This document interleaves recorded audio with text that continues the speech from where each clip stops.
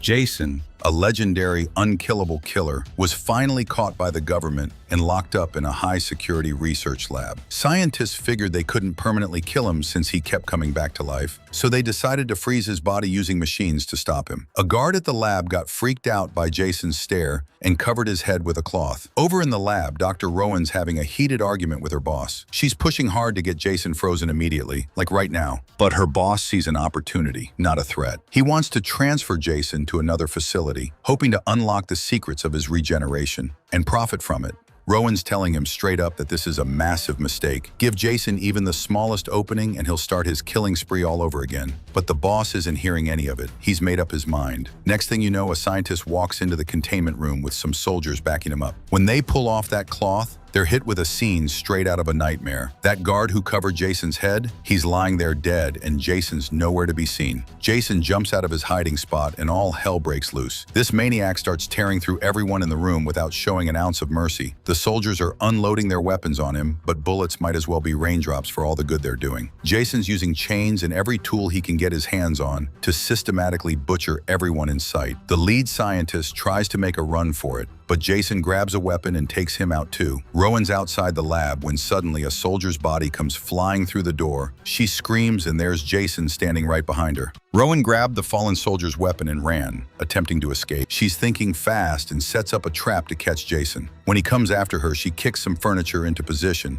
and starts spraying bullets at him, trying to force him into the cryogenic chamber. Jason falls into the chamber and Rowan immediately locks it down and fires up the freezing system. Jason's getting frozen solid, but this psycho manages to get one last shot in. He hurls his weapon through the chamber door and it goes straight through Rowan's chest. The whole lab starts falling apart. That weapon created a crack in the system, and the freezing liquid starts leaking everywhere. The damage is so bad that Rowan ends up getting frozen too. Fast forward about 400 years and Earth is completely screwed. The planets become uninhabitable. The air's so toxic that humans had to build a new home called Earth T. Dr. Lowe shows up on the old Earth with a team of college students. They're exploring that same research facility and stumble into the chamber where Jason and Rowan are still frozen solid. The team's amazed by what they're seeing. These bodies look like they've been perfectly preserved, not dead at all. They load both bodies onto their spaceship. While they're moving Jason, his weapon falls and slices right through Ezreal's hand. Luckily, they've got this advanced android called KM4, who immediately injects Ezreal with something to control the pain. The team gets through a storm and makes it to their ship, which takes off for space. Once they're up there, they put Ezreal in a healing machine that uses nanotechnology to reattach his hand completely. They separate Jason and Rowan into different labs and start running scans. The results are wild. Jason's brain is tiny, but he's still incredibly dangerous.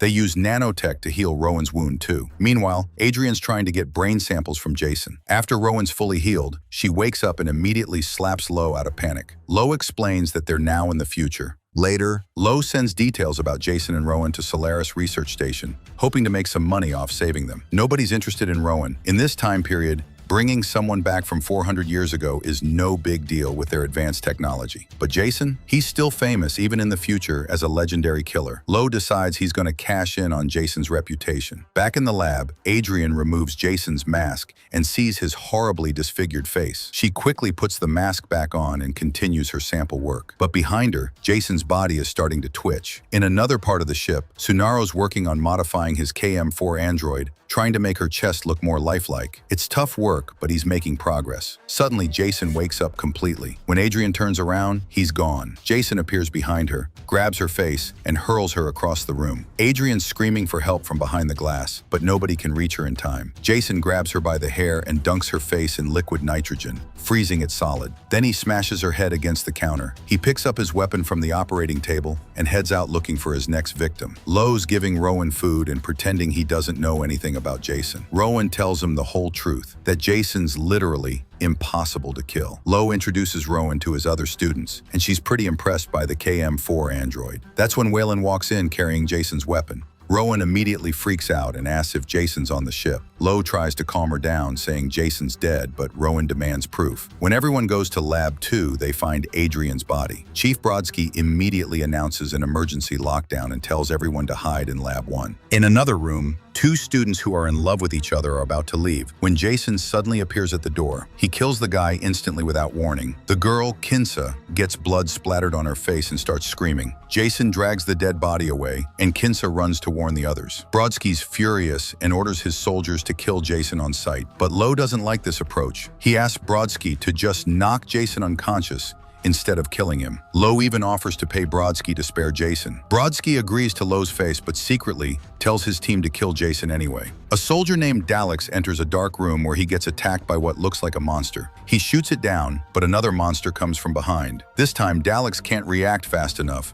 but luckily Ezreal takes it out with a perfect shot. Turns out they were just practicing in a video game simulation. They're about to fight a third monster when the real Jason shows up and kills the virtual monster first. Jason attacks both of them. He raises his weapon and decapitates Daleks. But Jason gets confused because both guys keep talking, even though Daleks just got his head cut off. Daleks says, "Game over," and the simulation shuts down. That's when they realize this is the real Jason. Jason grabs Ezreal, and Daleks starts shooting to make Jason release him. But bullets don't affect Jason at all. Ezreal jumps on Jason from behind, but Jason easily catches him and breaks his spine, killing him instantly. Then Jason slams Daleks' head against the wall so hard his brain explodes. Two soldiers come into the room and find the bodies. They immediately report to Brodsky, and everyone's tension level goes through the roof. Engineer Crutch is working with headphones on, listening to music, completely unaware of what's happening. He sees Jason approaching in the reflection of some glass, but before he can react, Brodsky and his soldiers arrive. They yell at Crutch to duck and open fire on Jason. The room gets completely destroyed, but Jason survives. When the smoke clears, his body's gone. Crutch runs to Lab 1 while the soldiers split into two teams to hunt Jason down. They think Jason's badly wounded now, but that's their biggest mistake. Jason sneaks up on one soldier and breaks his neck. Then he finds another soldier alone and attacks him with his weapon. They fight and the soldier lands some punches, but Jason lifts him up and throws him down onto some machinery. When the soldiers find their dead teammates, Brodsky orders them to keep the mission going. Jason makes another surprise attack from behind, cutting another soldier's throat. The dying soldier falls into his teammate's arms, begging for help before dying. The remaining soldier doesn't waste time and opens fire. Jason gets caught on a hook and the soldier activates it, hanging Jason in the air. He radios in that the target's down, but Jason jumps off the hook and uses his weapon to slice the soldier's body in half. Brodsky's searching for his remaining soldiers when he finds one of them hanging from a hook. He realizes he's the only one left, but he's not giving up. He keeps moving forward cautiously. Jason sticks his hand through the wall and pulls Brodsky in. He immediately stabs Brodsky against the wall. Brodsky tells him it won't work, so Jason stabs him again, this time to finish him off. Back in Lab 1, everyone realizes they have no protection left. Lo contacts the pilot and tells him to increase speed so they can reach Solaris Port quickly. The ship speeds up, but Jason's already behind the pilot and kills him too.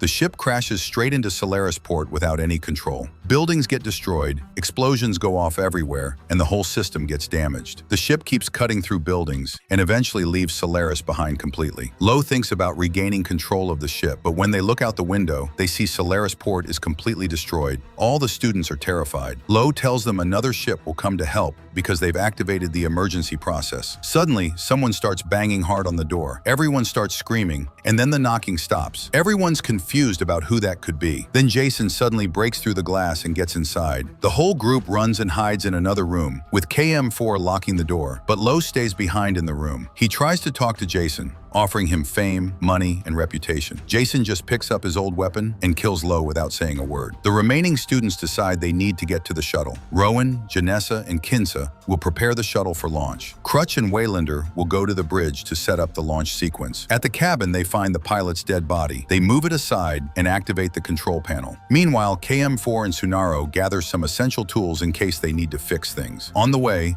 Rowan finds a soldier's body and takes his gun. She sees another body that looks like it might still be alive. She tells Janessa and Kinsa to go to the shuttle while she checks it out. It's Chief Brodsky's body. Rowan carefully approaches him. She sees that Brodsky's still alive but doesn't have much time left. She tells him she'll come back. Rowan reaches the shuttle and asks everyone to help save Brodsky. They contact Janessa and Crutch and confirm the shuttle's ready. Waylander joins Rowan too, but when they return to Brodsky's location, his body's gone. At that moment, Crutch completely freaks out when he sees the pilot's head He immediately warns everyone over the radio. Jason grabs Crutch and throws him against the power panel, electrocuting him to death. Hearing this, Kinsa panics and locks the shuttle door. Rowan, Waylander, and Janessa try to convince her to open it, but without warning, Kinsa launches the shuttle. Because of this rushed decision, the shuttle crashes directly into the ship and Kinsa dies. The three survivors are wondering what to do when Jason corners them, but Tsunaro arrives just in time with an upgraded version of KM4. He's made tons of modifications,